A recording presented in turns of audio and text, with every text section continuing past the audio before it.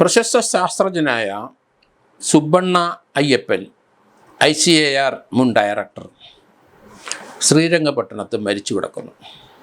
അദ്ദേഹത്തിന് 69 വയസ്സോളം പ്രായമുണ്ട്. ICARലെ Indian council of agriculture റിസർച്ചിൻ്റെ ഡയറക്ടറായിരുന്നു അദ്ദേഹം. ICAR എന്ന് അറിയപ്പെടുന്ന സ്ഥാപനത്തിൻ്റെ ഡയറക്ടർ ജനറലായിരുന്നു.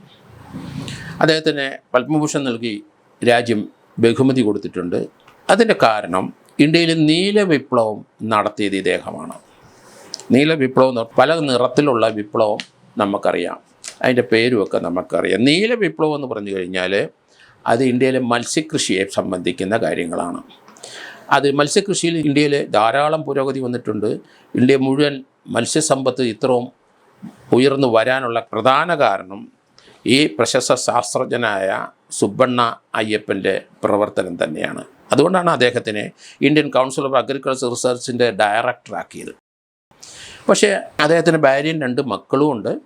അദ്ദേഹം ശ്രീരംഗപട്ടണത്തിൽ അവിടെ മരിച്ചു കിടക്കുന്നതായിട്ടാണ് ഇപ്പം വാർത്ത വരുന്നത്. അദ്ദേഹത്തിനെ കഴിഞ്ഞ 7-ാം തീയതി മുതൽ കാണാനില്ല. അദ്ദേഹത്തിനെ പിന്നീട് കഴിഞ്ഞ ദിവസം അദ്ദേഹത്തിൻ്റെ ഡെഡ് ബോഡി അവിടെ കാവേരി നദിയുടെ തീരത്ത്, ശ്രീരംഗപട്ടണത്തിൽ കൂടെ കാവേരി നദി ഒഴുകുന്നുണ്ട്. ആ നദിയിലാണ് ഇദ്ദേഹത്തിൻ്റെ ഡെഡ് ബോഡി കാണപ്പെട്ടത്.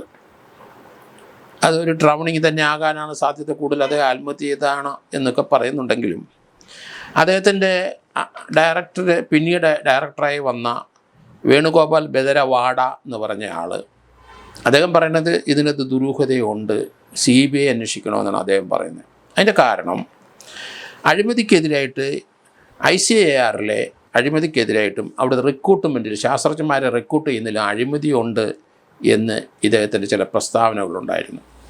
അതിനുശേഷം പലർക്കും ഇദ്ദേഹത്തിന് നോട്ടപ്പുള്ളികളാണ്. അതിനുശേഷമാണ് ഇദ്ദേഹത്തിനെ കാണാതെ പോകുന്നത്.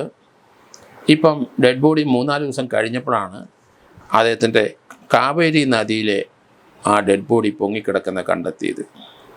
അതുകൊണ്ടാണ് ഇപ്പോഴത്തെ ഡയറക്ടറായ വേണുഗോപാൽ ബെദരവാഡ പറയുന്നത് ഇത് CBI അന്വേഷിക്കണമെന്ന്.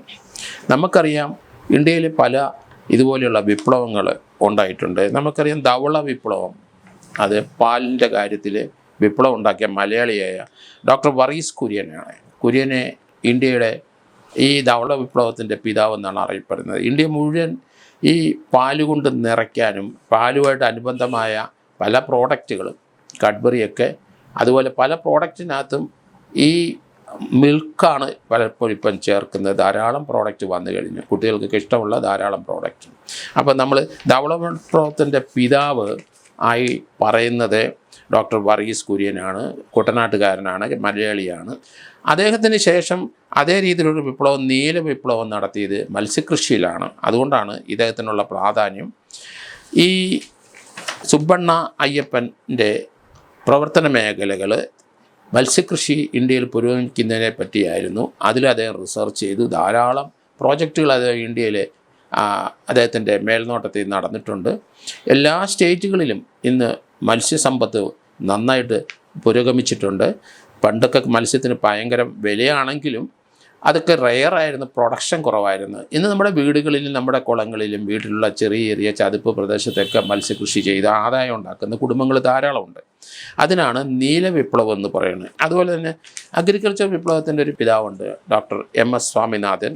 അദ്ദേഹമാണ് ഗ്രീൻ വിപ്ലവം, പച്ച വിപ്ലവം, ഹരിത വിപ്ലവം ഇന്ത്യയിൽ ഉണ്ടാക്കിയത്. അങ്ങനെ വിപ്ലവം ഇതുപോലെ സയൻറ്റിസ്റ്റുകളുടെ പേരിലാണ് പല വിപ്ലവങ്ങളും പല റെവല്യൂഷനുകളും കൃഷിയിലും മത്സ്യകൃഷിയിലും അതുപോലെ തന്നെ പാലുൽപാദനത്തിലും അങ്ങനെ ധാരാളം അവരുടെ റിസർച്ച് ഫലമായി അവരുടെ ലീഡർഷിപ്പ് ഫലമായി ധാരാളം പ്രൊഡക്ഷൻ ഇന്ത്യയിൽ ഈ രംഗത്ത് വന്നിരിക്കുന്നു. അതൊക്കെ ഇതുപോലെ പ്രശസ്തരായ അത് ചില സയൻറ്റിസ്റ്റിൻ്റെ ശാസ്ത്രജ്ഞന്മാരുടെ അഡ്വൈസും പ്രവർത്തനം മൂലം തന്നെയാണ്. അതിങ്ങനെ ഒരു ഇമ്പോർട്ടൻസ് ഉള്ള ഒരാളാണ് സുബ്ബണ്ണ അയ്യപ്പൻ. അതുകൊണ്ടാണ് അദ്ദേഹം ഇങ്ങനെ മിസ്സായി. പിന്നെ 3 ദിവസം കഴിഞ്ഞപ്പോൾ ഡെഡ് ബോഡി കണ്ടു. അതിനൊക്കെ ചില സംശയങ്ങളിപ്പം വെളിയിലോട്ട് വന്നുകൊണ്ടിരിക്കുന്നത്.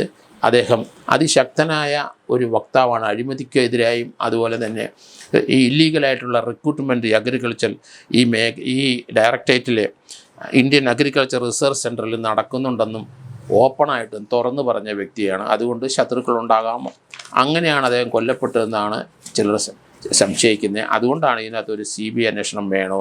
ഏതായാലും ഈ ദുരൂഹ മരണം തീർച്ചയായിട്ടും ഇന്ത്യൻ അഗ്രികൾച്ചർ രംഗത്ത് പ്രവർത്തിക്കുന്ന സയൻറ്റിസ്റ്റുകൾ അവർക്കൊക്കെ വളരെയധികം വിഷമമുണ്ടാക്കിയതാണ്. കാരണം അദ്ദേഹത്തിൻ്റെ ശിക്ഷകണങ്ങൾ ഇന്ത്യയിലെ എല്ലാ സ്റ്റേറ്റുകളിലും ധാരാളം പേരുണ്ട്. സുബ്ബണ്ണ ബഹുമാനിക്കുന്ന ധാരാളം ശാസ്ത്രജ്ഞന്മാർ ഇന്ത്യയിലുണ്ട്. അദ്ദേഹത്തിൻ്റെ ഗൈഡ് ലൈൻസ് പ്രവർത്തിക്കുന്ന ധാരാളം സയൻറ്റിസ്റ്റുകളുമുണ്ട്. അതുകൊണ്ടാണ് അദ്ദേഹത്തിൻ്റെ ഈ മരണം ഒരു ആത്മഹത്യ ആകാൻ സാധ്യതയുണ്ടെന്ന് പോലീസ് പറയുന്നുണ്ടെങ്കിലും 2-3-4 ദിവസം അദ്ദേഹത്തിനെ കാണാതെ പോയ ശേഷമാണ് ഈ ഡെഡ് ബോഡി കാണുന്നത്. അവിടെയാണ് ദുരൂഹത.